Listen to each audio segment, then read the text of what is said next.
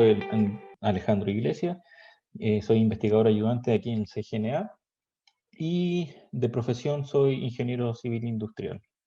Como decía, me he dedicado mucho tiempo al área de alimentos y en el área de alimentos tanto en criterios como de plantas productivas gigantescas y lo otro son como de desarrollo de emprendedores y otras actividades, todas siempre relacionadas al área del alimento.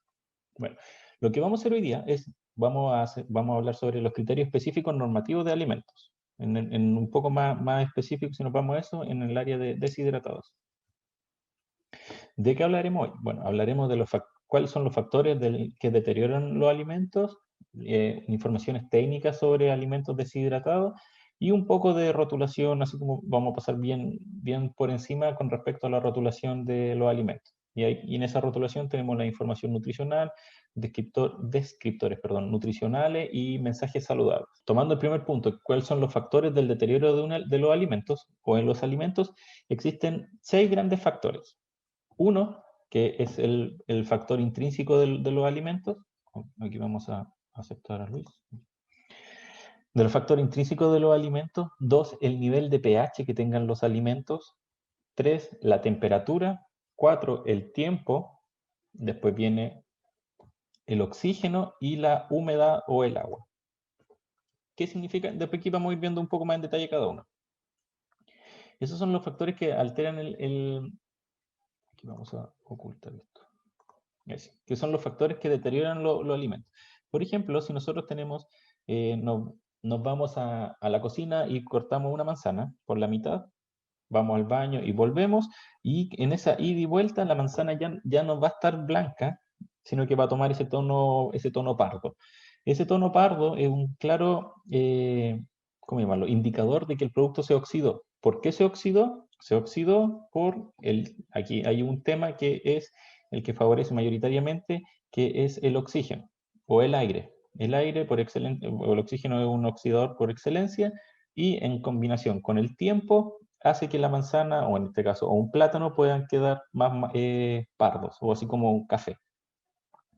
También el otro que y el tiempo el que lleva mucho, es uno de los, ¿cómo llamarlo?, de los precursores también de que los alimentos se descompongan o se deterioren, no sé si ustedes han abierto una leche, estas típicas leches, por ejemplo, Colún, para ser más nacionalista, una leche en Colún y la dejan en el refrigerador abierta, no sé, 2 semanas, y cuando se acuerdan de que tenían la leche abierta, se van a servir en un vaso y le sale como un quesillo. Entonces ahí significa de que la leche ya está más que mala y el tiempo hizo todo lo suyo. ¿Por qué? Porque le dio el espacio suficiente y las condiciones suficientes para que todos los microorganismos que tiene la leche naturalmente empiecen a proliferar. Entonces empiezan a proliferar, y hace de que la leche se descomponga y forme como un quesillo, un coágulo. Bueno, hay varias formas como lo van llamando. Entonces, retomando los 6 puntos anteriores, tenemos el de los alimentos, y los alimentos aquí, las descripciones que dice la literatura, dice que promueven el desarrollo de microorganismos, alimentos ricos en proteínas, o sea, ricos en proteínas. Y los que tenemos aquí, por excelencia, son las carnes, las leches, los huevos y todos los productos marinos. Y esos son los más susceptibles. Por ejemplo, si ustedes tienen mariscos y los dejan simplemente al aire libre, de un rato para otro, ese marisco lo más probable es que se descomponga. Entonces tenga un mal sabor y un mal aroma.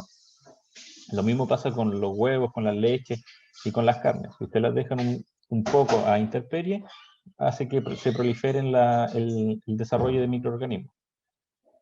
También aquí hay otro como punto de que la cáscara de los huevos es una cáscara o una pared semipermeable. ¿Qué es lo que significa eso? De que si yo al huevo lo meto o lo sumerjo en una solución acuosa, el líquido va a pasar por la membrana y va a llegar al huevo. Entonces, si ustedes meten el huevo en una solución con mucho cloro, al final ese cloro va a entrar al huevo, a la yema y a la clara, y se van a terminar consumiendo eso. Entonces, por eso se dice de que si van a lavar los huevos o limpiarlos, simplemente se les pase un paño húmedo muy rápido y que el huevo se seque. También la leche, bueno, existen ahora procesos de pasteurización y otras cosas que promueven, como que alargan la vida útil de los productos, y eso es simplemente para que lo que hacen es destruir o bajar la carga microbiana a un nivel tan bajo que se demore mucho tiempo en que se sigan reproduciendo. Es imposible eliminar la carga a cero, ¿no? Eso nunca no se va a encontrar, pero sí se hace de que están muy bajas. Entonces, por eso, de hecho, el reglamento sanitario de los alimentos dice que deben tener una carga X para X producto. El nivel de acidez. En el rango de pH entre 4.6 y 7.5 se pueden desarrollar patógenos transmitidos por alimentos. Los alimentos ácidos, o entre paréntesis, acidificados, deben un pH igual o menor a 4.5. ¿Qué significa? De que alimentos que tienen un bajo pH, o sea, un pH inferior a 4,5, no deberían tener desarrollo microbiano o deberían retardarlo lo máximo posible. Vamos a ir un poco más atrás y decir qué es lo que es la escala de pH o de acidez. La escala de pH es una escala que va de 1 a 14, en cuanto entre 1 y 7 es un rango ácido y entre 7 y 14 es básico. 7 es el neutro. Entonces, por ejemplo, el agua debería tener un pH neutro o muy levemente básico. La leche es básica, el limón es ácido y así se van clasificando dependiendo de su actividad. Por ejemplo, si aquí nos vamos un poco a la historia, en base a este concepto de acidez, se crearon todos los encurtidos, que son estos los picles. Entonces, ¿qué es lo que llegaron? Dijeron que si tenían un producto, en este caso vegetales, que lo introducían en soluciones de vinagre, que es una solución muy ácida, entonces de un pH muy bajo, que es muy cercano a 1, podían durar mucho más tiempo. Entonces, si duraban mucho más tiempo, ¿por qué duraban mucho más tiempo? Porque no había un desarrollo de microorganismos en el producto. Entonces, por eso los encurtidos duran casi por siempre. Si se mantienen las condiciones, es un producto que cuesta mucho tiempo. El tiempo. Los tiempos se deben evitar estar en zonas de peligro por 2 o 4 horas y sean por enfriamiento o calentamiento. ¿Qué significa esto? De que las temperaturas, hay productos en los cuales a ciertas temperaturas prolifera de nuevo el desarrollo de microorganismos o se potencia. Entonces, estas zonas de peligro significa, si ustedes tienen una leche que la abren y la tienen constante, la tienen por 4 horas, por dar un ejemplo, entre 2 a 4 horas, a 40 grados Celsius, 35 grados Celsius, esa leche se va a descomponer de inmediato. Da lo mismo que el proceso térmico haya tenido de pasteurización o de desinfección, que esa leche se va a descomponer de inmediato. Entonces, por eso se ve que la temperatura o el tiempo son los que afectan en este momento. Lo mismo pasa con la temperatura. Los patógenos transmitidos por alimentos crecen mejor en temperaturas que fluctúan entre 5 y 57 grados Celsius. Prosperan entre 21 y 40 grados Celsius. Entonces, si yo tengo, por eso los refrigeradores están bajo esta condición de temperatura. Por eso los refrigeradores tienen temperaturas de refrigeración o de mantención que son entre los 2 grados Celsius y los 5 grados Celsius. Después ya son temperaturas de congelación que son para mantener, que son ya con los grados bajo cero o los grados negativos. Por ejemplo, un refrigerador tradicional congela a menos 18 grados Celsius, un refrigerador así como más grande, menos 24. Después ya existen todas estas cámaras más grandes que son menos 50, menos 80, el nitrógeno menos 100 grados Celsius, y así se van manteniendo. Por ejemplo, el que está ahora súper de moda son las vacunas de Pfizer, que requieren un tratamiento térmico o que se vayan manteniendo en el tiempo con nitrógeno líquido. ¿Para qué? Para que lo mantenga a menos 100 grados Celsius. Entonces se mantiene a menos 100 grados Celsius. Si yo esa la expongo a mucha temperatura sobre ese intervalo que tiene de aceptación por un tiempo, la vacuna se descompone y si se descompone significa que no hace ningún efecto. Entonces, volviendo así como a la parte contemporánea, se han perdido muchas vacunas porque se pierde la cadena de frío. Entonces, una vez que se pierde la cadena de frío, ya no hay nada más que hacer. El producto ya debería botarse o en este caso descartarse. El oxígeno. La mayoría de los patógenos requieren oxígenos para crecer, que son aeróbicos. Algunos, como el Clostridium botulinum, que son aeróbicos, también. ¿Qué es lo que pasa esto? El oxígeno, como les decía aquí, los microorganismos que están en vacío, por ejemplo, usted tiene un producto que está en vacío, ¿qué es lo que significa el vacío? De que hay menos oxígeno, o en este caso, casi nada de oxígeno en relación al exterior. Entonces, los microorganismos no tienen la capacidad de vivir, porque no pueden respirar y no pueden hacer su metabolismo. Pero eso no significa que se mueran, simplemente están inactivados. ¿Y cuando se vuelven a activar? Cuando uno le ingresa un poco de oxígeno o de aire. Entonces, por ejemplo, estas bolsas de carne que están selladas al vacío y de repente alguien las pincha o se pasan a rajar un poquito y pierden ese vacío entre el oxígeno y la carne se descompone, pero muy rápidamente. Ahora, con respecto a la humedad, ¿qué es la humedad? La humedad es el agua que se encuentra, que puede absorber un producto o en el ambiente que se encuentra, en el agua en suspensión. Entonces, el agua es esencial para el crecimiento de patógenos, los cuales crecen mejor en alimentos con actividad de agua entre 0,95 y 1. ¿Qué es la actividad de agua? La actividad de agua es un indicador, se hace a través de reacciones químicas o un instrumento en el cual indica cuál es el agua ligada disponible para reacciones químicas o para la vida de microorganismos, que puede ser, a ese nivel se llevan casi iguales. Entonces, si yo tengo un producto deshidratado, en este caso una harina, si yo tengo una harina, esa harina tiene un promedio de 5% de humedad y eso tiene una actividad de agua muy cercano al 0,4. Entonces estamos muy lejanos de estos números, del 0,95 y 1, significa que es muy bueno eso. Si yo tengo un producto, mientras más seco sea, en este caso, mientras menos humedad tenga el producto, mi actividad de agua es muy baja. Ahora, si yo tengo un producto húmedo, mi actividad de agua es 1. Por ejemplo, yo tengo una sopa y mi actividad mi actividad de agua es 1. Entonces, la humedad es proporcional a la actividad de agua. Mientras más, eso significa que si crece la humedad, crece la actividad de agua. Y si disminuye la humedad, disminuye la actividad de agua. Y si disminuye la actividad de agua, significa que también disminuye la posibilidad del desarrollo de microorganismos. Pero si aumenta, también en ese caso, aumenta la posibilidad del desarrollo de microorganismos.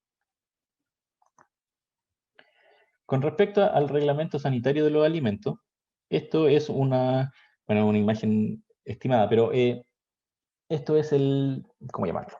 La Biblia, el Corán, o depende del libro de las religiones que quieran llamar, eh, habla de qué es lo que se tiene que hacer o cuáles son los límites de un producto. ¿Límites de qué? Son los límites de, por ejemplo, que si yo tengo un producto seco, en este caso un polvo o una harina, ¿qué análisis yo les debo realizar al producto para que entre al mercado? En este caso, si yo tengo una harina, le tengo que hacer mediciones de, por ejemplo, de Escherichia coli, de RAM, que se llama, que es un recuento aeromesófilo, de moho y levadura, y de salmonela. Entonces, si no tiene esos 5, por ejemplo, esos 5 análisis, el producto no debería salir al mercado porque hasta el momento no es apto o no está autorizado por el sistema, por el Servicio de Salud. Para esto, para todas estas cosas, también existen varias como palabras. Por ejemplo, si ustedes dicen leche, leche se asume que es de eso, el producto de los mamíferos. Entonces, en este caso, ustedes no pueden decir leche de almendra o leche de avena, porque la almendra no es un mamífero, no entra en esa categoría. Entonces, por eso son leches, se asume solo al producto en este caso, que consume mayoritariamente, que es de la vaca, porque también existen muchos más mamíferos. Por eso está leche y, por ejemplo, leche materna, en este caso de humano, está leche de vaca y no sé cuál más, oveja, se quieren ocurrir. También existe la información técnica del Reglamento Sanitario del Alimento define qué es un aditivo. Y en el artículo número 30 dice de que un aditivo se considera alimentario cualquier sustancia que no se consume normalmente como alimento por sí misma ni se usa como ingrediente típico del alimento. Tenga o no valor nutritivo, cuya adición intencional al alimento para un fin tecnológico. Por ejemplo, no sé si han escuchado o han leído en las etiquetas nutricionales con respecto a la maltodextrina.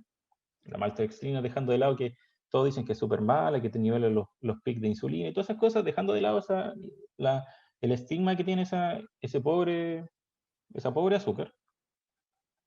La maltodextrina siempre se utiliza como un agente espesante o para relleno. Entonces, si ustedes tienen una solución que, por ejemplo, pueden vender una leche, o una bebida vegetal, y la bebida vegetal le queda esa textura, bueno, muchos lo describen como textura aguachenta, así como sin cuerpo. Ustedes le agregan maltodextrina en ciertas concentraciones y esa empieza a tomar un poco más de consistencia. Su viscosidad aumenta, es un producto que también, como es un azúcar, potencia los sabores y no genera, bueno, y como son estas azúcares un poco más complejas, no genera pic de insulina, entonces es como bien. Entonces, hasta el momento tiene puros beneficios. Pero también, si es un aditivo, no debería cambiar los sabores del producto final. Existen también un listado de aditivos permitidos por el servicio, que bueno, los aditivos alimentarios permitidos son aquellos cuyo carácter inocuo han sido evaluados toxicológicamente. Se prohíbe la adición a alimentos de sustancias con principios terapéuticos, activos o sustancias calificadas como productos farmacéuticos. Entonces, el listado de aditivos se divide en alrededor de 18 grupos, y uno es que existen los reguladores de pH. ¿Para qué queremos regular el pH?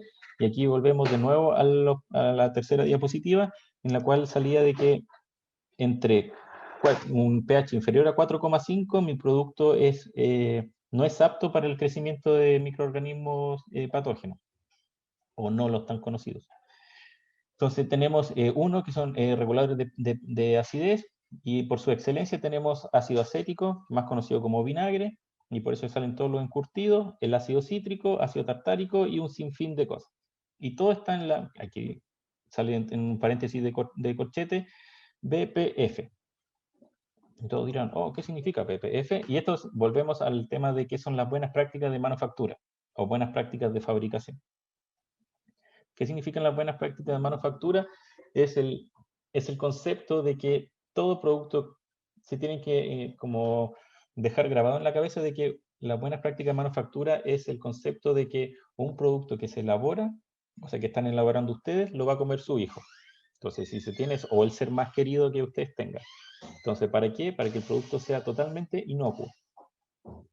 Entonces, por eso, el ácido acético, el ácido cítrico, el ácido tartárico, son todos productos que ya han sido evaluados toxicológicamente. Significa de que en ningún momento le van a hacer daño al cuerpo. Ahora, si ustedes consumen mucho ácido acético, lo más probable es que le dé una acidez terrible, y lo otro es que si es que están tomando ácido acético o vinagre y justo como que respiran y se trapican, puede ser complicado. Pero el producto en sí no les va a hacer nada. El otro grupo es los antiaglomerantes y antihumectantes. Entonces aquí tenemos, por ejemplo, los carbonatos de calcio, los dióxidos de silicio, los silicatos de magnesio, y todo esto son para que el producto, mayoritariamente los productos deshidratados tienden a ser higroscópicos. ¿Qué significa eso?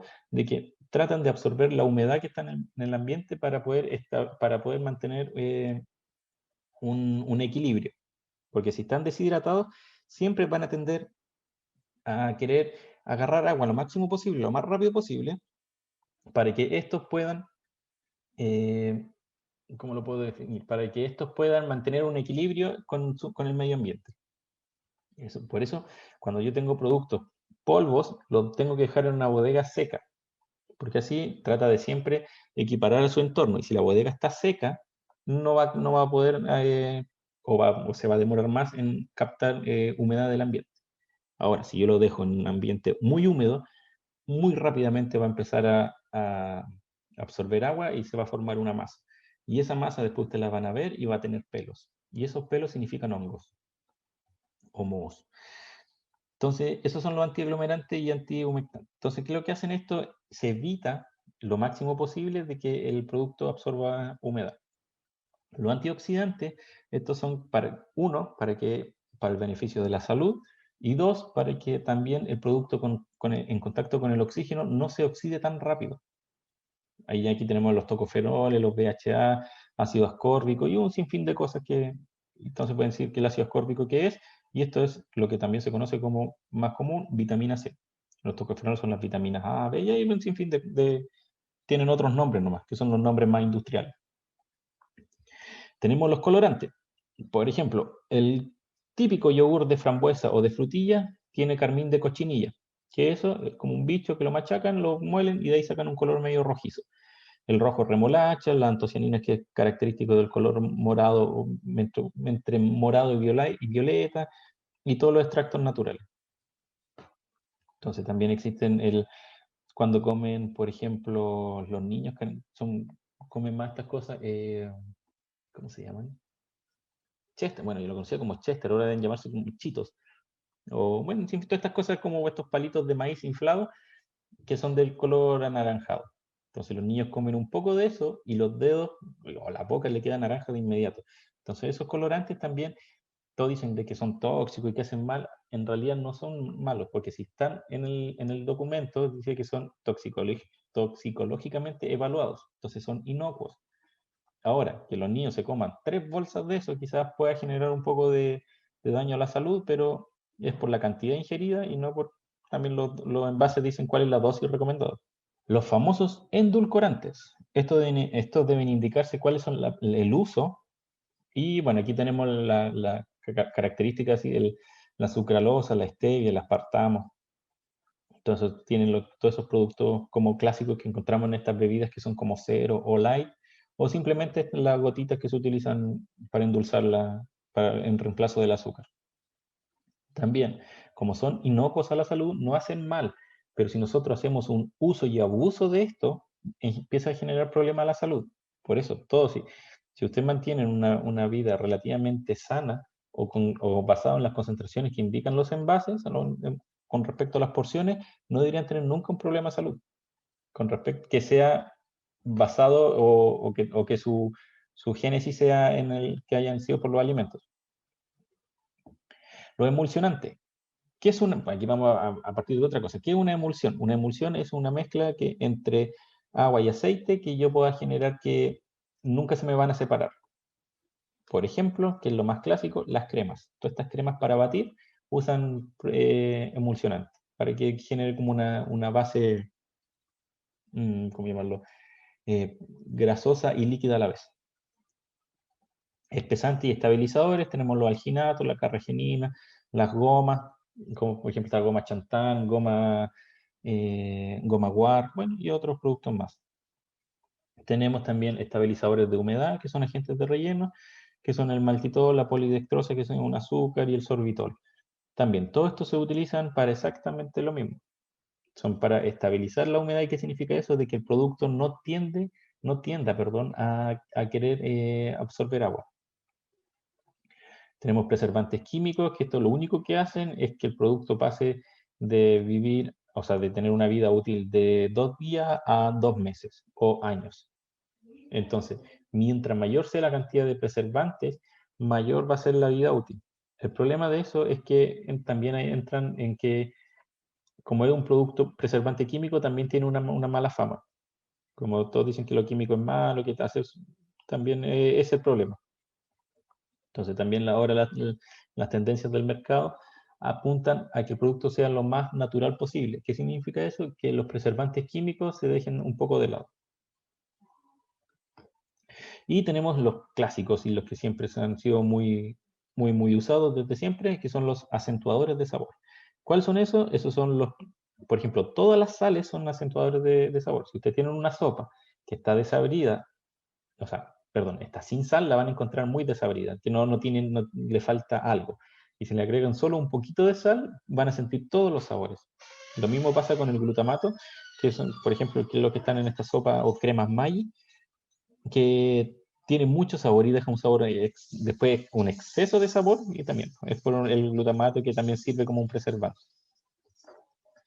Y aquí, en la ingesta con respecto a los endulcorantes, sale de que, bueno, dice IDA, y IDA es una abreviación de ingesta diaria admisible, de cuánto deben consumir por unidad de peso corporal. ¿Cuántos miligramos por unidad de peso? Por ejemplo, si una persona que pesa 50 kilos debería consumir X cantidad. Con respecto a los alimentos, tenemos las harinas. Aquí se define qué es una harina. Entonces, porque, por ejemplo, de vuelta al caso de las bebidas, cuando si antes decían bebidas de arroz, bebida de almendra, bebida de algo, perdón, leche de almendra, leche de arroz, decían llegó la industria de la leche y dijo, hey, corten su escándalo si esto no es una leche. Ustedes no le están ordenando, en este caso así como graficando, no le están ordeñando las ubres a una almendra. Entonces los otros dijeron, ok, entonces ¿qué le decimos? Entonces no le digan leche, porque la leche es solo del producto de un mamífero, díganle que esto es una bebida. ¿Ok? ¿Qué bebida? Una bebida de tipo vegetal. Perfecto. Y ahí quedaron todas esas leches, todos los productos que no son considerados leche o productos de un mamífero, se considera bebida. Y lo mismo pasa con las harinas. ¿Qué es una harina? Aquí se define lo que es una harina. Una harina es un producto pulverulento, perdón, proveniente de la molienda de otros granos. Será designada con la palabra harina seguida de un calificativo que indica la o las especies del grano de la que provenga. Por ejemplo, existen harinas de trigo, harina de maíz, harina de arroz, harina de lupino, harina de lo que ustedes quieran. Harinas de porotos, lentejas, soya, cualquier cosa. Pero tiene que ser aquí dice que es un producto que está en estado muy fino. Ahí por ejemplo, si los que puedan quizás tener animales, hay uno que le dan harinilla, o sea, harinilla, perdón. ¿Y eso qué es? No entra en el concepto de harina porque su granulometría es muy gruesa. Entonces, como es muy gruesa en comparación a la harina, no entra en el concepto de harina, entra en el producto de grano o, en este caso, elementos solo de molidos. También, las harinas deben contener un máximo de 15% de humedad. Si tiene más de 15% de humedad, no se considera una harina. Debe tener un máximo de 0,25% de acidez, 0,65% de ceniza, un 0,4% de fibra cruda y no contener menos de un 7% de materias nitrogenadas. Ser blanca, marfil o ligeramente amarilla. Entonces, todas estas características son de la harina. También la harina deben ser enriquecidas con X cantidades de productos, que son para favorecer el bienestar del humano. Existen harinas de legumbre, en el artículo 354 del mismo documento, en el cual dice que son menos de 10 unidades las harinas de legumbre son menos de 10 unidades de inhibidor de tripsina por miligramo de harina seca, 300 unidades de hemoaglutinantes por gramo de harina seca, menos de 0,1 miligramo de ácido cianhídrico por gramo de harina seca y, bueno, las harinas de lupino además no deberán contener más de 0,05 de alcaloides. Entonces dan esa estructura. ¿Dónde sacamos estas cosas, de estos resultados, de estos nombres raros? De laboratorio. Especies y condimentos. Aquí siempre estamos hablando de productos secos o de productos deshidratados. Deshidratado significa que yo le quito la hidratación, significa que yo le quito el agua. Por eso estamos hablando solo de productos secos. La denominación de especias corresponde a plantas o partes de ellas, raíces, rizomas, bulbos, un sinfín de cosas. Por ejemplo, tenemos en esta anís, el azafrán, el canelo, el clavo el comino, el curry, la pimienta, etc.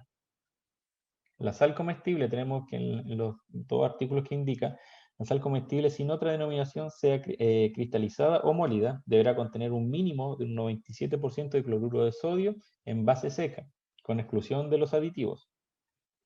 Y lo otro, que toda sal comestible deberá contener yodo adicionado en forma de yodatos o de yoduros de potasio en una concentración de 0,02 y 0,06 gramos de yodo por kilogramo del producto.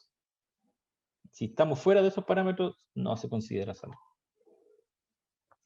Ahora, por eso hay una que dicen, por ejemplo, una sal verde, biosal le dicen. En el mercado se vende como biosal, que es distinto a sal normal. ¿Por qué? Porque tiene la palabra bio.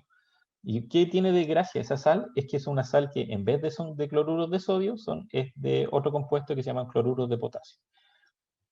Y hay otra que es una biosal que es de envase gris, que tiene, aparte de cloruros, tiene más cloruro de potasio y otras sales de magnesio. También está súper de moda esta sal rosada de Himalaya. Y esta también, la gracia que tiene hartos componentes de magnesio y azufre y otras cosas más que hacen de que tenga un color rosado. Pero es sal porque tiene también tiene la concentración de cloruro de sodio. Ya, tenemos aquí, aquí vamos a hablar con respecto a los criterios microbiológicos que se vieron, o sea, que se nombraron anteriormente. Por ejemplo, para mezclas deshidratadas para helados, que son estos polvos que uno le echa un poco de agua o leche y crecen así. ¡Pum! Y ahí tenemos ese producto que después lo podemos congelar o meter a las máquinas para hacer helado. ¿Qué es lo que pide? Esto se lee así. Tenemos aquí las mezclas para deshidratados o para helados y tenemos qué parámetros mide. Mide recuento de aerobios mesófilos, que se llama RAM. Mide una bacteria, que es B, y el otro es Cereus, que no sé qué será, y lo otro es Salmonella. Entonces, ¿qué es lo que significa eso? De que yo tengo que, una vez que hago los análisis, yo tengo que tener a lo menos un producto que tenga de RAM 1 por 10 elevado a 4, que cuando hacen los análisis les van a indicar. Y si tiene, y mi mínimo es 1 por 10 elevado a 4 y mi mínimo es 1 por 10 elevado a 5. Si estoy fuera de esos rangos, el producto no se puede vender o no entra en el mercado apto de venta. ¿Por qué? Porque se puede considerar inocuo, o sea, que puede afectar la inocuidad. Y aquí en Salmonella, aquí esto es mucho más simple. Esto tiene o no tiene, no hay más opciones. Salmonella es o no es. Lo mismo pasa si nos vamos ahora a las harinas y almidones. A ver, harinas y almidones lo que mide, lo único que le solicitan es moho, levadura y salmonella. Entonces se hacen los análisis y deberían estar dentro de esos parámetros. Ahora, en pan y masa horneada sin relleno, por ejemplo, solo el pan que se vende envasado, debe tener recuentos de moho. Nada más que eso. ¿Por qué? Porque ya está horneado y pasó por todo un tratamiento térmico. Entonces, por eso dice que ya tiene, lo único que podría quedar vivo en eso podrían ser hongos, que pueden quedar alguna espora. Las especies y condimentos deben medir 4 parámetros, que son RAM, que son moho, que debe ser algún tipo de bacteria, y la salmonella. También, salmonella en todos los casos, todos, hay o no hay. No hay más, en matemáticas se considera binario, es o no es. Así como los numeritos, así, 1 y 0, así, a eso se considera. Con respecto a las frutas y verduras desecadas o deshidratadas, aquí da lo mismo el proceso de qué tipo de proceso de deshidratación se hizo. Puede ser secado por convección, al horno, al viento, al sol, a la sombra, liofilizado, ¿cómo que se llama? Crío deshidratado, sin fin de cosas. Entonces, ¿qué es lo que piden para todo eso? También son 4, que son moho, levadura, Escherichia coli y salmonella. La Escherichia coli, ¿por qué se considera en esto? La Escherichia coli es un criterio de microorganismo que crece en las heces fecales. Por excelencia está ahí. Entonces, la fruta y verdura se puede decir porque puede haber pasado algún animal o algo que justo haya dejado heces en la fruta o verdura y se lavó mal y eso produce problemas intestinales. Entonces, por eso. De nuevo, salmonella es o no es, no hay más opciones. Después en los otros tenemos aquí en los caldos, sopas, cremas, salsas y puré de papas deshidratadas instantáneas, así como esto describe a la empresa Maggi. También 3, que son Escherichia coli, Aurus y Salmonella en 25 gramos. Se pide eso y también dentro de exactamente lo mismo. Todos los requisitos en el documento están tipificados para cada tipo de producto. Ahora, uno puede tener un producto así como que yo creo que puede ser entre por ejemplo, estos que son caldos, sopas, cremas, salsa y puré de papa deshidratada instantánea. Y lo otro que puede ser caldos, no, y lo otro que puede ser entre mezclas de frutas, por ejemplo, fruta y verduras de secado deshidratadas. Yo, ¿qué es lo que tengo que hacer? Tengo que tomar todos los parámetros que no se repitan. Tengo que tomar, por ejemplo, si estoy haciendo el caldo, tengo que hacer E. coli, S. aureus y salmonella, y en este tengo que hacer moho, levadura. Y ahí tapé todo. Entonces, dependiendo del tipo de producto que uno tenga, tiene que ir completando los antecedentes. Insisto, ¿por qué hacemos esto? ¿O por qué piden esto? ¿O por qué piden tantos papeles para poder vender un producto?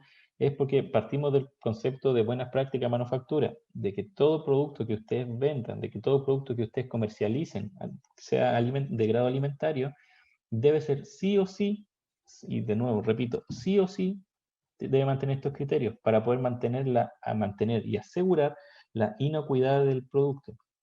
Si ustedes, por ejemplo, hay casos súper emblemáticos de que se hacen, empresas hacen productos y el producto no genera daño a la salud, a la población, las empresas por lo general quiebran, porque ¿qué es lo que pasa? Tienen que llamar todo ese producto, tienen que traerlo a sus bodegas y da lo mismo donde estén. Por ejemplo, si una persona lo compró en el supermercado y está en la China, la empresa va a tener que ir a la China a buscar ese producto. Se tienen que asegurar de traer en su totalidad. ¿Y por qué las empresas quebran? Porque ese costo es prácticamente, en alguna empresa es casi impagable. Entonces, tienen que ir a quiebra por eso y tienen que cerrar. ¿Por qué? Porque no mantuvieron la inocuidad de su producto o no aseguran la inocuidad. De nuevo, el primer concepto básico de las buenas prácticas de manufactura es que el producto que ustedes están elaborando se lo va a comer el ser más querido. Ahora nos vamos a saltar un poquito, ya, a ver, la primera etapa ya la hicimos. Ahora vimos después que la información, perdón, los análisis que que nos solicitaban. Ya tenemos los análisis listos, el producto está listo para venderse y ahora tenemos que decir qué tenemos que tener en el envase para que el producto sea vendible o qué es lo que pide la ley. Y la ley pide un par de cosas. Quizás son más que un par, pero uno, nombre del alimento. Dos, cuánto es el contenido neto que tiene el producto. Tres, identificación, perdón, de la empresa, el fabricante, envasador o distribuidor, porque pueden ser ustedes solo reenvasadores y deben notarlo. Número y fecha de resolución sanitaria, mal nombre del servicio de salud, el país de donde viene el producto, fecha de elaboración o un lote de elaboración, fecha de vencimiento, que cuánto va a durar el producto cerrado o abierto, se pueden identificar las dos. Por ejemplo, la leche dice eso, tiene más o menos 6 meses de vida y una vez abierta dura, creo que dicen consumir dentro de los 3 días manteniéndola refrigerada. El listado de ingredientes y aditivos y también de alérgenos. Y en este listado de ingredientes tiene una estructura. El que tiene se anota de mayor a menor proporción. ¿Cuál es el que tiene mayor cantidad? El que va primero. Después, y así se va ordenando. La información nutricional y las instrucciones de uso y almacenamiento. ¿Por qué instrucciones de uso y almacenamiento? Todos dicen, oye, pues si yo tengo una mermelada, es obvio que yo llego y me la como con un pan, por ejemplo. Pero por lo general no es tan así. Esto trata de evitar cualquier posible problema para la empresa.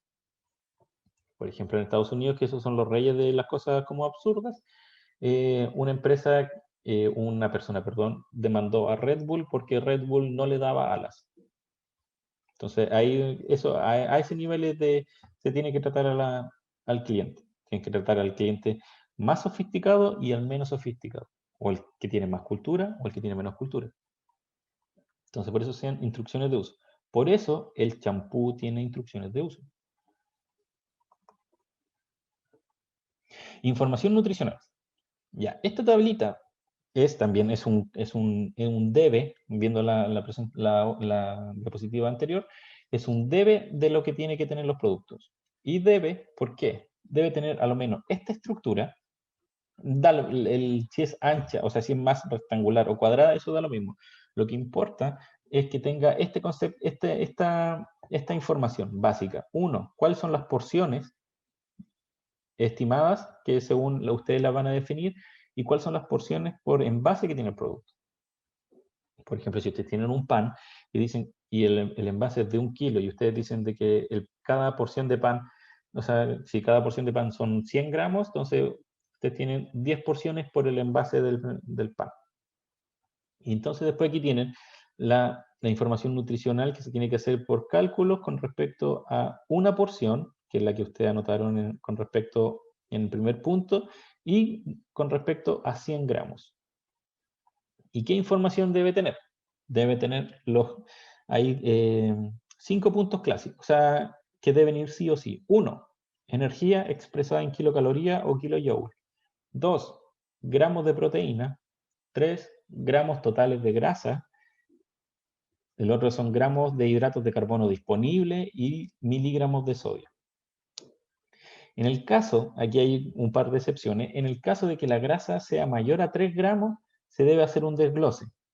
Y todos dirán, ¿un desglose de qué? ¿De qué tipo de grasa es la que tiene? Entonces existen grasas saturadas, monoinsaturadas, poliinsaturadas, grasas trans y colesterol.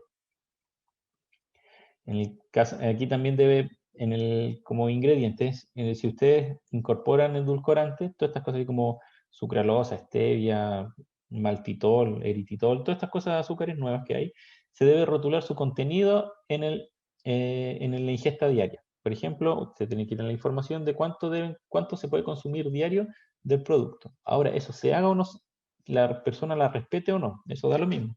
Pero ustedes deben cumplir su parte de rotular el contenido de la ingesta diaria estimado.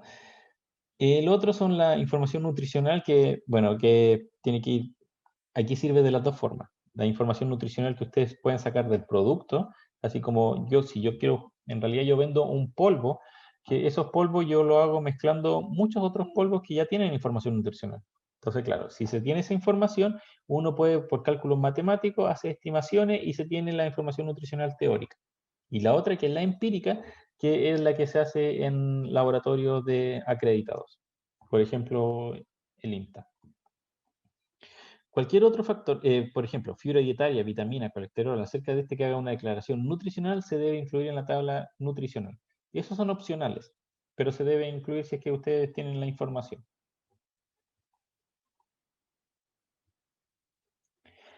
Hay unos descriptores de nutrientes críticos. Por ejemplo, han visto, a ver, hay un concepto que dicen que el producto mientras más discos pares negros tenga, es más rico. Ya, eso es una cosa, ¿por qué? Porque los discos pares, ¿qué es lo que hacen? ¿No? Estos descriptores de nutrientes críticos, que son estos 4, ¿qué es lo que hacen? Son límites que se le están imponiendo en este caso, el que impuso, el Ministerio de Salud, ¿para qué? Para poder limitar o controlar la obesidad que se está obteniendo en el país.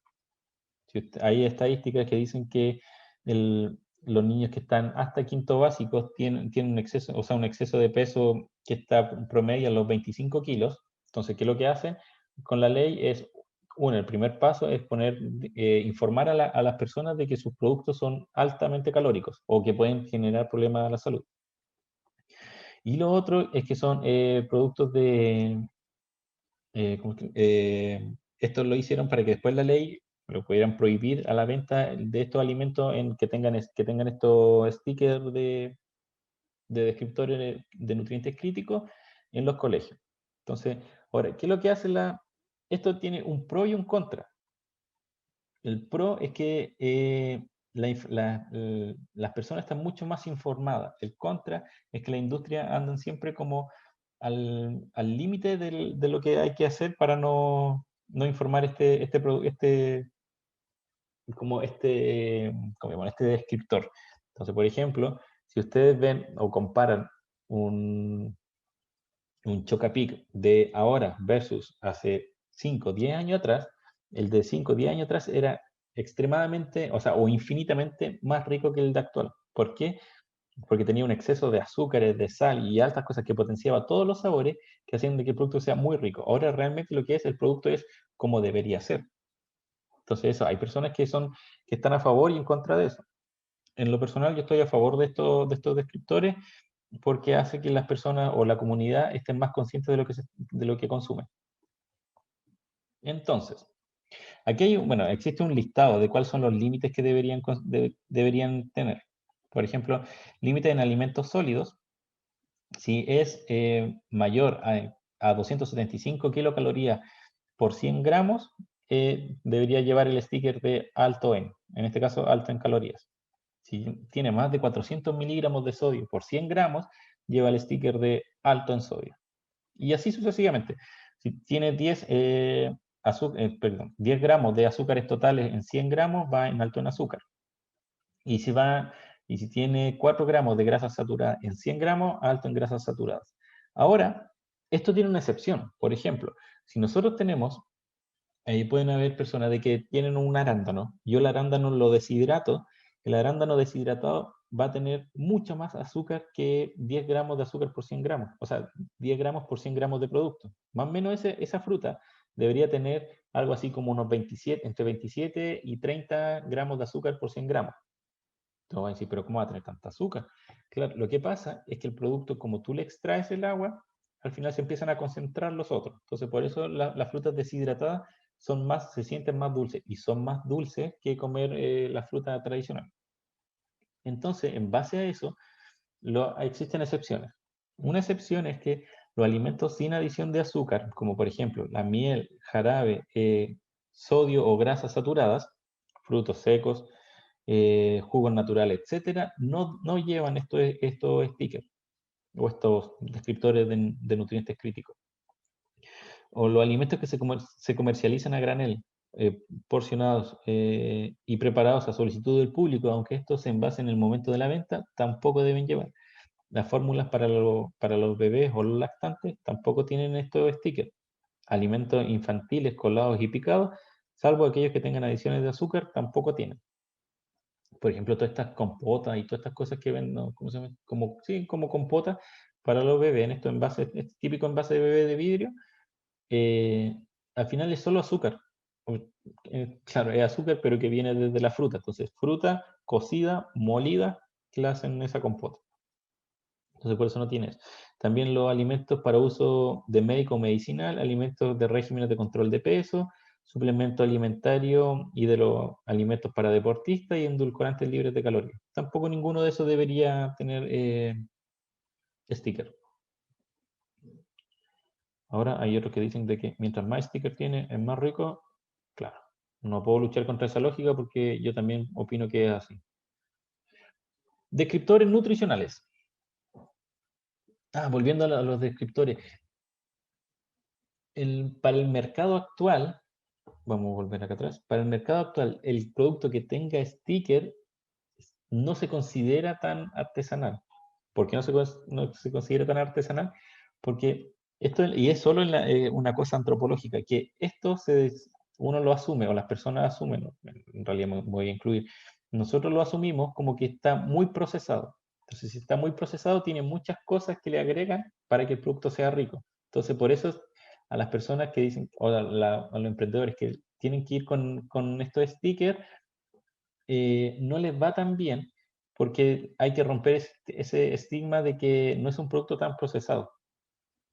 Entonces, ahora sí, por eso hay que tener como límite en las cantidades que uno está agregando en los productos al momento de la formulación. Bueno, en el artículo 120 dice que para destacar las cualidades de cualquier tipo, aquí vamos a ver, que para cualquier tipo de alimento, cuanto a contenido energético, grasa total, grasa saturada, grasas trans, colesterol, azúcares, sodio, vitaminas, minerales, proteínas, ácido y un sinfín de cosas más, solo se permitirá el uso de los descriptores que se indican en el presente reglamento y que son los libre, bajo en aporte, buena fuente, fortificador reducido, extra magro, que son sin grasa, muy bajo en sodio, sin azúcar añadido. Solo eso se va a hacer.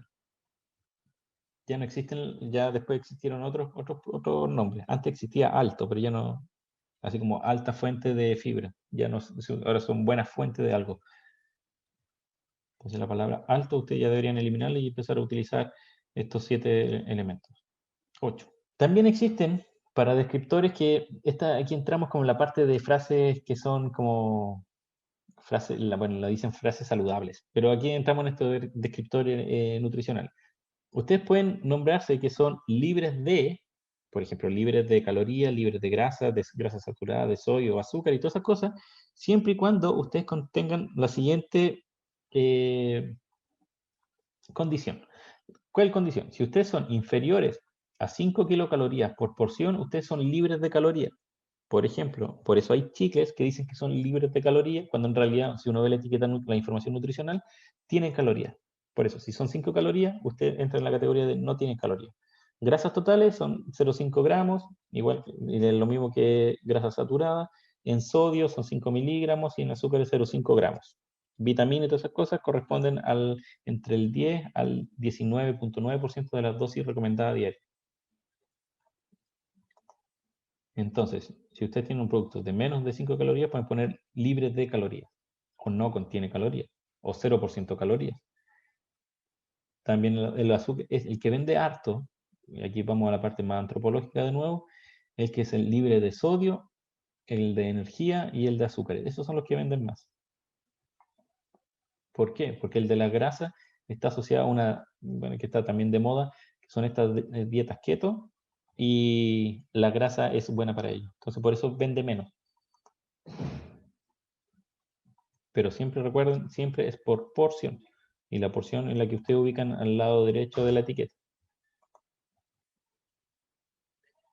Ya, de nuevo, con respecto a los descriptores nutricionales, tenemos aquí que existen ciertas dosis recomendadas para las personas. Por ejemplo, una persona que consuma 2.300 kilocalorías debería consumir unos 50 gramos diarios de proteína, que esto es con respecto a la dosis diaria de referencia o recomendada. De vitamina A debería consumir 800, de vitamina D también, de los miligramos, y aquí hay varios de componentes que deberían, se debería mantener. ¿Qué es lo que pasa si no se mantiene esto? Lo que pasa simplemente sería de que existe un desbalance en una u otra proteína, en una u otros minerales o vitamina, y que hay que empezar a compensarlo quizás con algún suplemento. Pero más que eso, nada más. Por ejemplo, claro, hay aminoácidos que empezarían a faltar en el cuerpo y podrían ver una disminución con respecto a, por ejemplo, a su masa muscular. Y por eso tienen que ir compensándolo una con otra. Si nos vamos, por ejemplo, a un ejemplo de una galleta integral, la porción de consumo habitual más o menos son 60 gramos. Más o menos 60 gramos de una galleta integral, esos son como 2 galletas integrales, de 2 a 3 galletas integrales. El contenido de fibra es de 2,5 y 4,9 gramos por porción. Más o menos ahí va el rango. Entonces eso se considera una buena fuente de fibra dietaria.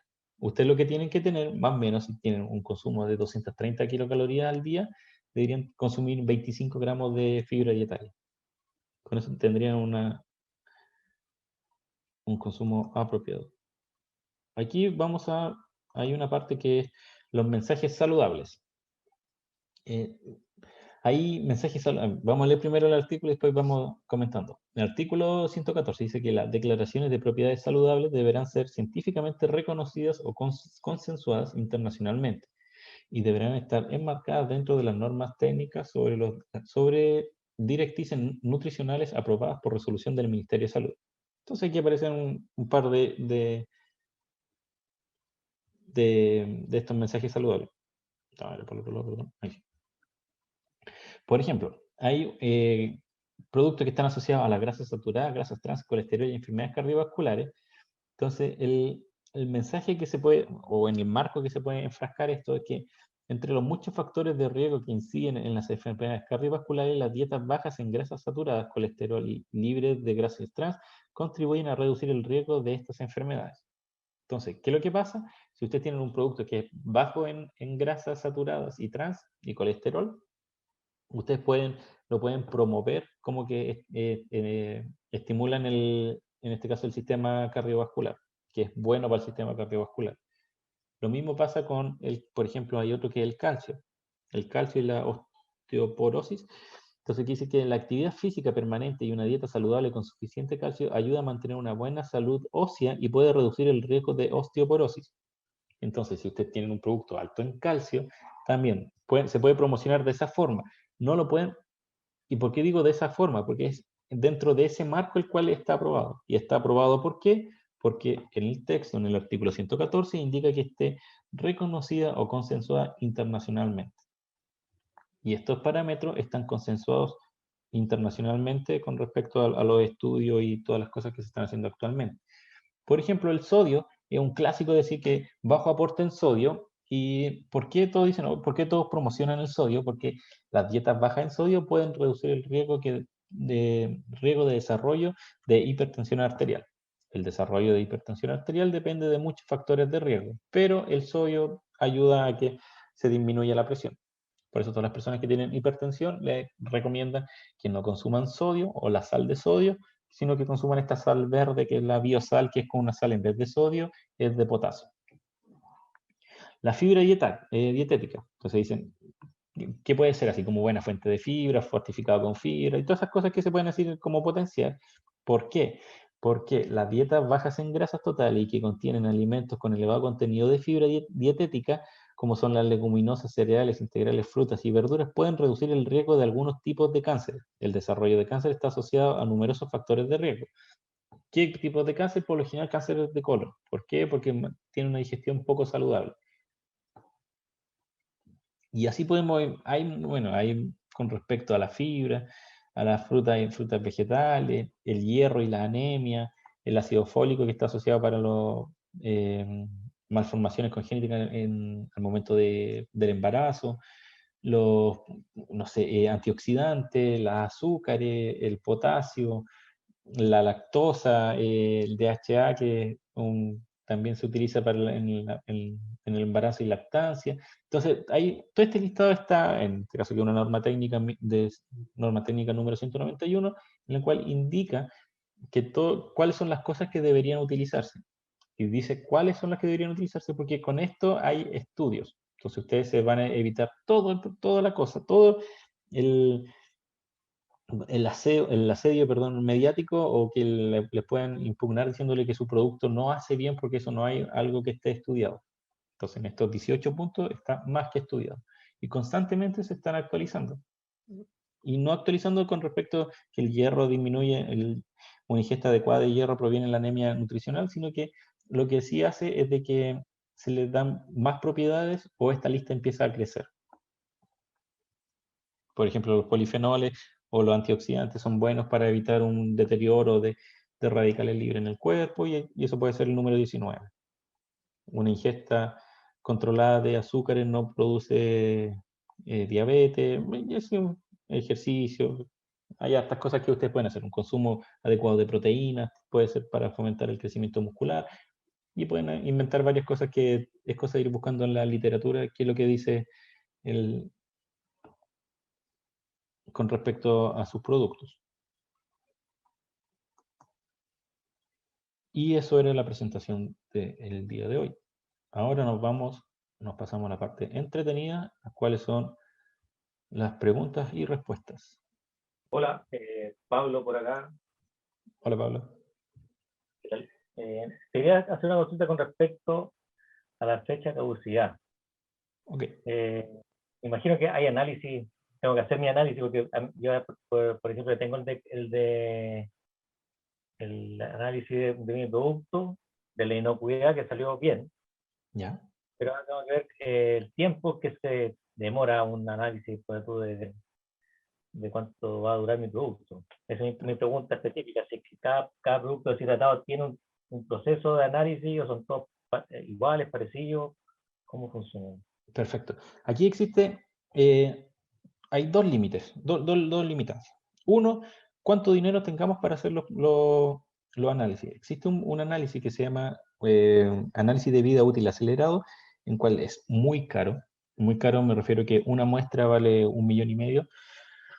¿Qué es lo que indica eso? Es que esa muestra la someten a ciertas condiciones y temperaturas que son modeladas matemáticamente, para el cual la someten, es como meterla a una cámara de tiempo. Entonces ahí se ve si es que el producto dura o no dura, o cuánto dura. Y lo otro, existen otro proceso, que es el de vida útil estándar o tradicional, en el cual se tiene un producto, o se hace una gama de productos, y se tiene un producto, se abre y se analiza al día 0, después a los 15 días, un mes, 2 meses, 3 meses, 3 meses, y así todos los meses que el producto dure. El problema de eso es que es a tiempo real. Entonces, si un producto que dura 3 años, el análisis va a durar 3 años. Y el otro, que es por estrés oxidativo, que depende de los tipos de productos que se estén trabajando, se mete se llama un oxitest, que lo que hace es ver cuánto es la capacidad de absorción de oxígeno, y eso después se interpola con una ecuación matemática y determina cuánto es el tiempo estimado de vida del producto. Y así son las tres formas de medir la vida útil de tu producto. ¿Cómo se llama el último que nombraste? Por estrés oxidativo. Medición por estrés oxidativo. El equipo se llama un OxiTest.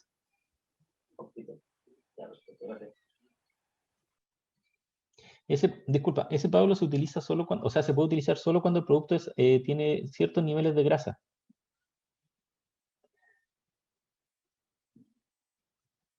¿Cuáles son los niveles? Depende ya, de... pero grasas, ahora en no lo caso mío, recuerdo. Entonces, claro, te serviría entonces los primeros dos, que el acelerado, que el que te digo que es muy caro, y el otro el de en tiempo real. Ya, claro. Y al final lo único que hacen es abren un producto no sé, a los 2 meses y le hacen recuento microbiano. Moho, levadura y RAM. Yeah. ¿Y el OxiTest, qué tiempo se demora en hacer el análisis? ¿Un día? Rápido, estuvo rápido. Sí, no, súper rápido, pero también sirve solo cuando tiene cierta cantidad de grasa. En comparación a... Por ejemplo, aquí CGNA lo hace y es un costo, o sea, ínfimo en comparación al otro, ¿no? Ínfimo.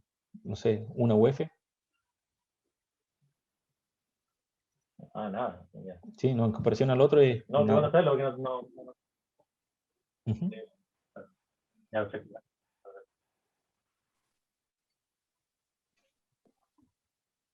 Hola, por acá Nicole. Hola, Nicole. Yo había hecho una consulta hace un rato atrás que era sobre los preservantes artificiales con los naturales. Si hay mucha diferencia entre ellos y si la duración es mucho mayor o mucho más menor que alguno de los dos. Perfecto. Sí, mira, el químico, la gracia que tiene es que dura por casi siempre. Esa es la gran ventaja que tiene, pero la otra desventaja que tiene es que dice la palabra químico. Entonces, ese es como su arma de doble filo. En este caso, los naturales también son súper buenos preservantes. Existen muy buenos preservantes naturales. Alargan un poco más la vida del producto, pero menos en comparación al químico. Pero es el tiempo suficiente para que esté en tiempo en góndola y se pueda vender sin ningún problema. En lo personal, me gustan más los naturales, pero obtenerlos también son mucho más caros. Entonces, dependiendo cuáles son los costos de producción, hay que de repente ir equiparando entre uno y otro. Esa parte de costo es Y mi por ejemplo, apreciación. ¿cuáles serían los naturales que su valor sería mucho más alto? Porque yo sé que el limón creo que ayuda bastante con la conservación de algún producto. No sé si Sí, estoy en lo correcto o estoy equivocada. está súper bien, súper bien. Lo que pasa es que el limón lo que tiene es ácido ascórbico, pero el problema es que no es solo ácido ascórbico, así como vitamina C. Entonces, vitamina C y otras cosas más. Entonces, de repente hay que hacerle un proceso o filtrarlo, hacer otras cosas, entonces hace que sea un poco más caro. Por ejemplo, si quieres hacer eso con limón en época de Semana Santa, el limón es casi un lujo. Entonces, por eso, de repente, comprar 1 kilo de ácido ascórbico para el laboratorio de grado alimenticio vale 15.000 pesos, 20.000 pesos el tarro que dura mucho tiempo. Entonces, por eso los costos son un poco más caros. Pues a eso me refiero. Ya, perfecto. ¿Y qué otro preservante natural habría aparte del limón? Solo hay que jugar con cuáles son los productos de materia primas que tiene. Pero existen varios. Hay muchos, por ejemplo, la sal es uno, el otro, bueno, el azúcar por excelencia, sal y azúcar por excelencia, el limón, todos los polifenoles, o sea, todos los antioxidantes, ¿qué más hay? Bueno, hay varios tipos de proteínas también que son buenos, pero todo depende en cuál es el producto que se estén elaborando. Por ejemplo, yo estoy elaborando barras de legumbre, de garbanzo y de frijol negro. Ok, la miel por En- excelencia. ya, claro, yo no ocupo miel. Ajá. Para endulzarla yo ocupo el dátil, los dátiles. Ok. Ah, ¿y los prensas también sin miel? Sí, todo sin miel. Pero sí le agrego vitamina C y ácido ascórbico, en este caso sería el limón. Entonces en este caso no es más que eso. No hay más que eso. Puede ser la miel como una Ya. excelente barrera microbiana, el otro es los limones y claro, o sea, como vitamina C y ácido ascórbico. Y el Oh, perdón, antioxidante ácido cítrico. igual, ya. El antioxidante igual podría ser como una opción. Sí, también. También hay que tener cuidado porque los antioxidantes, ahora como están más de moda, son caros. Ah, ya. Entonces, de repente hace subir mucho el costo con respecto a eso. Por ejemplo, el maqui, el michá y el calafate son carísimos. Sí, son muy caros ya que hoy en día es full tendencia. ¿Sí? Entonces ese es el problema. Ya, muchas gracias. Ok, Hola, no sé si me escuchan. sí, súper bien. Mire, sabes que quiero hacer la siguiente consulta. Bueno, yo por mis manos pasan muchos productos porque también somos envasadoras. Entonces me he encontrado que las tablas nutricionales no son iguales entre un mismo producto, pero diferentes proveedores. Y las diferencias son, no sé, pues muy grandes, no es que sean 5 gramos, sino, no sé, pues 80 gramos, 100 gramos de diferencia, 100, por decirlo, 100 calorías de diferencia, o en proteína, uno dice 20, la otra dice 30. Entonces, a mí me cuesta de repente un poco ver quién dice la verdad. Entonces, ¿dónde tendríamos que basarnos las tablas de composición de alimentos, del INTA? ¿Dónde podríamos tener como sacar algún uniforme? Ya, ahí, en ese caso, si son reenvasadoras, se tienen que basar netamente en la información de sus productos que van a envasar o reenvasar. Si la persona dice que son 10 calorías y en realidad son 100 calorías, las penas del infierno le caen a la persona que declaró las otras calorías. Porque si lo pusieron en su etiqueta nutricional, significa que ellos tienen un análisis en el cual está respaldado ese número. Entonces, por eso es más fácil y ustedes, ojalá que no suene feo, pero se lavan las manos diciendo de que, oye, esto no es mi problema, es el problema de la otra persona. Ya, ok, sí, porque de verdad es como súper extraño porque igual son empresas grandes y es mucha la diferencia que hay de frente Sí, sí, y eso es sí. cierto. Por ejemplo, y solo se varía en a qué laboratorio lo enviaron a hacer el análisis. Hay muchos laboratorios que están acreditados, pero es cierto, hay mucha la diferencia también de productos, o sea, de información que entregan. Y de hecho hay tablas que son más completas que otros. Un análisis completo vale algo así como 900.000 pesos, pero otro también lo ofrecen a 400.000, entonces dependiendo de qué empresa lo haga y todo, ahí va como el análisis y los números. Y como todos Claro, están acreditados, no hay nada que hacer. claro, porque me ha pasado que ya dejé de creer en las tablas nutricionales en los productos. Sí, sí pasa Lo eso, mismo. sí. Entonces Ese después es- a nosotros nos pasa lo mismo también como innovaciones de alimentos y al final después es más fácil y también más barato. Hay que creerle en lo que dice la información impresa del producto, ¿no? Ok, ya, gracias. Gracias. Okay. Gracias, Francisca. Gracias, Alejandro. Miren, vamos a hacer una pregunta que está en el chat y después seguimos con Camilo. ¿Ya? Ok. Primero vamos, sí, vamos primero con la del chat y ahí seguimos después con Camilo y después con César. ¿Ya? La del chat primero dice Juan Pablo, que está sin micrófono. Mi pregunta es si los análisis nutricionales y microbiológicos, ¿cada cuánto tiempo hay que hacerlos para cada producto? Ya, eso depende solo de a ver, la lógica y lo que indica la ley es que por cada lote productivo uno debería hacer un análisis microbiológico, solo microbiológico.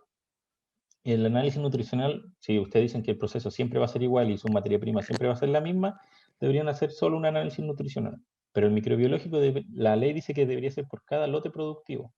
Ahora eso de repente es medio inviable cuando se hacen como lotes muy chiquitos, muchos lotes chiquitos, y después uno tiene que entrar en la estadística y tomar un par de envases por cada lote y hacer un análisis microbiológico. La gracia de esto, de minimizar los análisis microbiológicos, es que ustedes entren de nuevo en este proceso de buenas prácticas de manufactura y todo el producto que ustedes hagan, lo hagan lo más inocuo posible. Gracias, Alejandro. Seguimos con Camilo y después vamos con César. Camilo. Hola, buenas tardes. Hola. Nosotros somos del proyecto de las Color Mayo, que Okay. son mayonesa en base a vegetales, a raíces de zanahoria y de beterraga. y estamos buscando algún producto que nos ayude a que la vida útil del producto se alargue, siendo pensando de que nuestros productos son 100% veganos. ¿Qué sería lo que podríamos empezar a utilizar? Porque en este momento las preservamos solo con ajo. Ya. Ahí no lo sé, no lo sabría decir ahora porque hay que evaluar varias cosas, cómo se comporta el producto. Entonces, ahora sí como dar una respuesta, no me quiero arriesgar. De Sí, se todas puede hacer. maneras, disculpa, Sí. de todas maneras, recuerden que hay un módulo específico para salsas, que ese sería el módulo 3, donde ahí se va a profundizar mucho más el tema de la salsa, por si acaso. Muchas gracias.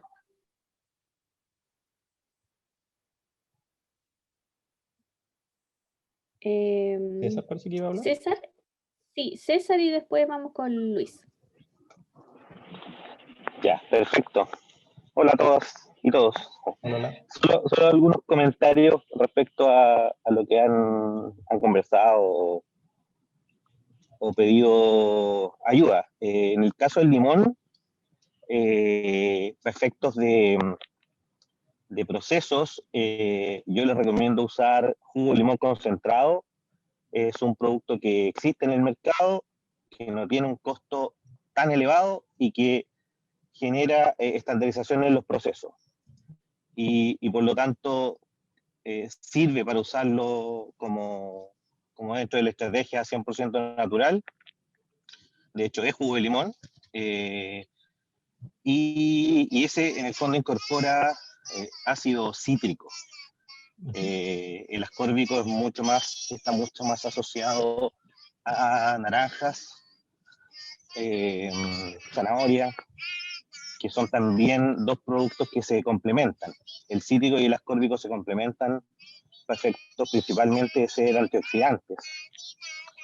Pero el jugo de limón le baja el pH de manera importante a los productos, dado lo que habló Alejandro. Los productos menores, o sea, mayor a 4,2 son más potencialmente peligrosos desde el punto de vista microbiológico. Entonces eso es como un datito. Lo otro es que los estudios acelerados son re importantes cuando se quieren sacar productos rápidos, los estudios de vida útil acelerados, sobre todo para los productos deshidratados, porque un producto deshidratado debiera andar mínimo 8, 12 meses de vida útil, si no, ¿para qué hacemos un deshidratado? Entonces lo ayuda y yo lo recomiendo. Es una inversión importante, pero genera una espalda también importante para efectos de los clientes que les van a comprar. Y la variable ahí a estudiar es la que más le impacta al deshidratado. No siempre la microbiológica es la más relevante. Un producto deshidratado es muy estable desde el punto de vista microbiológico y la vida útil a veces puede caer antes por efectos de crocancia, más que de microbiología. Así que, bueno, eso, para que le sirva. César, disculpa acá, Nicole, te quería hacer una consulta a ti, César, que justo hiciste mención al jugo de limón concentrado. Ese jugo de limón concentrado, ¿de qué está compuesto? De limón. Solamente de limón. Sí. ¿Y qué lo hace tan diferente al natural al que uno encuentra en cualquier verdulería? No sé si encontráis en alguna verdulería. El que encontráis normalmente es un sucedáneo, que es una mezcla de ácido cítrico con agua y algún otro compuesto. Esto Yo me es refiero, limón. ¿ya? Esto es limón que fue exprimido y pasó por un proceso de concentración, le quitaron agua y lo dejaron estable para que tú lo uses en la preparación que quieras. Perfecto, es que esa era mi duda, porque yo ocupo el limón, la fruta de limón, pero quería saber cuál era la diferencia entre la fruta y el que tú habías hecho mención. Ya. Bueno, va a ocupar mucho menos el concentrado porque está concentrado, ¿cachai? Y es más fácil, o sea, yo lo recomiendo más que el otro. No depende de la estacionalidad, te va a costar lo mismo siempre. Es más fácil. Ya, súper, gracias por el dato. Vale. Gracias, César. Gracias. Bueno, ahí falta una pequeña introducción que César también es ingeniero en alimentos, ¿ya? Por eso también tiene harto manejo del tema y experiencia con algunos emprendedores. Así que por eso también nos ayuda siempre y nos apoya con algunos temas. Luis, ¿querías hacer una pregunta? Sí, hola Paula, hola Alejandro. Hola. Mira, acá habla Luis. Nosotros estamos trabajando en una agua saborizada en base a hierbas y plantas nativas, aromáticas. No somos una idea de negocio, hemos desarrollado un prototipo del producto, todavía no lo vendemos. Por lo tanto, bueno, tengo varias preguntas, no sé, las puedo ir como pimponeando, no prefiero ir haciéndolas como una a una. Son cortitas, yo creo, para ti. Una es lo que explicaste sobre el análisis en tiempo real, a ver si lo entendí bien. Ese análisis en tiempo real, por ejemplo, si yo tengo mi botella o mi lata de agua saborizada, la llevo a un laboratorio, tú dijiste la abren y empieza a correr el tiempo o no. A ver si entendí bien eso, o yo pensaba que la llevaba ahí, pasaban los 3 meses, después la abrían y veían si estaba buena, ¿no? Claro, minimizando todo el trabajo, eso significa 3 meses de cerrada, la abren y hacen todos los análisis correspondientes. Ah, ya, 3 meses cerrado y a los 3 meses la abres y que quiero 3 meses o lo que sea el tiempo que. Y eso no me quedó claro cuál era el costo más o menos en comparación al otro, porque tú diste un precio de referencia para la vida No, es reciclada. mucho más económico. Ahora, bueno, depende de dónde se haga, pero es mucho más económico en comparación al otro que es mucho más caro. La única, a ver, por ejemplo, aquí, a ver, lo hace la Universidad de la Frontera y sale, lo hicimos la vez pasada, pero por muestra era una UF y media, o máximo 2 UF por muestra. Ya, o sea, una botella, ¿eso es una muestra? Una botella es una muestra. Y en general para eso tú llevas uno solo o llevas uno o hasta 3, no sé, para hacer el estudio. Depende de cómo haga el negocio con ella, pero por lo general son triplicados. Se han triplicado y, no sé, un tiempo estimado más o menos, una producción para que ellos lo puedan analizar hasta los 6 meses, que es lo que tiene un producto esto enlatado. Ya. Lo otro, los estudios microbiológicos que le explicaste ahí a Pablo, eso también los costos más o menos, ¿cuáles son esos que se deberían sacar por lote? Chuta, todo depende del Producto. no sé, más que del producto, del laboratorio donde se envíe. También eso Pero como es referencia, súper además. variable. Pero un análisis microbiológico de cada, por ejemplo, de cada producto, como lo mandamos nosotros, a los costos de nosotros, que es lo que te puedo dar como referencia, son 2 UF por cada uno. O sea, 2 UF como por el set. Que por lo Ya, general nosotros siempre mandamos son con moho, levadura y salmonela. ya. Y sale Gracias por eso. algo así La como otra 70.000 pesos. 70.000 pesos más, ya. Ujú. La otra pregunta tiene que ver con los descriptores que tú hablaste, que son estos como pares, ¿cierto? Cuando los productos sí son productos naturales, jugos naturales, y no tienen azúcar, son excepciones, dijiste tú. En este caso, cuando tiene stevia u otro producto, no se considera azúcar, obviamente, ¿cierto? Porque es otro producto. Y O claro, sea, no es un azúcar. claro, ahí no llevaría entonces estos semáforos, estos pares. No debería llevar eso, claro, eso es como un disco pario de negro. Ya. Y lo último que tiene que ver con lo que tú mencionaste, como que tú al principio como que desmitificaste un poco los químicos, dijiste no son tan malos porque están, no me acuerdo cuál era el concepto, pero estaban como probados, eran como, no provocaban daño a la salud, pero sí está como súper instalado, que en general lo son. Un punto es como, eh, bueno, que si tú puedes reafirmar eso, y yo, por ejemplo, en el prototipo usamos ácido cítrico y benzoato de sodio. Esos productos, ¿cómo los ves tú? Ya diste tu opinión, pero entonces debería ser que no son complejos en caso de que la gente te rebata, que tiene estos componentes, estos aditivos químicos, uno debiera decir que no son dañinos nomás, ¿o no? Claro, sí, en realidad no son, yo siento, no son malos. El problema es el estigma que tienen social de que el producto químico es malo y hace mal y te vas a morir y todo genera cáncer. Entonces, esa como como respuesta social, así como que todo da cáncer y todo es malo lo químico, yo no apoyo eso. Que tenga benzoato, en este caso, claro, un preservante en ciertas concentraciones, que no excedan los límites, no es malo, el producto no es malo. Entonces yo no creo que sea malo un producto porque tenga esos químicos, esos preservantes. Ya. Lo mismo con el ácido cítrico, todos dicen, oh, pero es que el ácido cítrico lo obtienen químicamente, pero también si nos vamos al origen de cómo lo obtienen a través también de un proceso de extracciones de los jugos cítricos y todas las cosas. Entonces al final, si tú te vas al origen, igual se produce de una materia prima natural. Entonces, no sé qué es lo más malo, concentrar ácido cítrico y dejarlo en polvo, o que yo le pueda agregar un concentrado de limón en líquido. No sé qué es más malo. Ya, lo último, porque había dicho que era lo último, pero lo último. Allá dentro de lo que ustedes han hecho, ¿han tenido pruebas con productos nativos, con plantas o hierbas? Algunas, por ejemplo, que estén consideradas dentro de las plantas, productos herbarios tradicionales. Si hay algún tipo de restricciones, si sabe algo al respecto, porque mencionaste tú el artículo 132 del tema de los productos farmacéuticos. No sé si sabes de alguna restricción o problema para productos que vengan derivados de estos productos nativos que estén en este catálogo. Sí.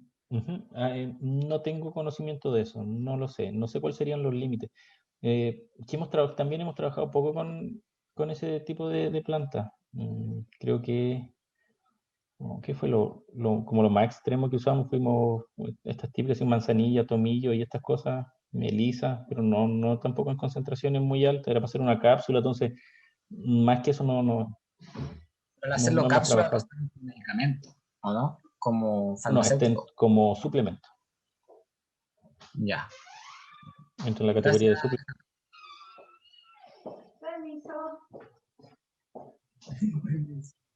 ¿Alguna otra pregunta? Hola, Pablo de nuevo por acá. Quería hacer una pregunta con respecto a los condimentos. Si los condimentos ayudan a preservar alimentos, por ejemplo, cúrcuma, pimienta y algunos otros condimentos. Gracias. Hay estudios, o sea, si nos vamos así como súper antiguos, antes preservaban, por ejemplo, la sal usaban como preservante porque era un deshidratador, entonces hacía que no entraran microorganismos. También pasaba con el cúrcuma y con varias cosas que usaban en estos países, productores de esa especie de condimentos, que al final lo que hacían era generar capas para hacer como una barrera contra el agua. Pero ahora que existan, así que sean potenciadores de protección, o sea, hemos leído un montón de papers y hasta el momento no está como documentado eso. Entonces no puedo dar así como una respuesta de que sí, hemos notado que hemos hecho pruebas y de repente con estas pruebas de vida útil se alarga un poco, pero no sabemos si fue suerte o simplemente el producto estaba mucho más estéril de lo que nosotros pensábamos, y así que ahí no podría dar respuesta.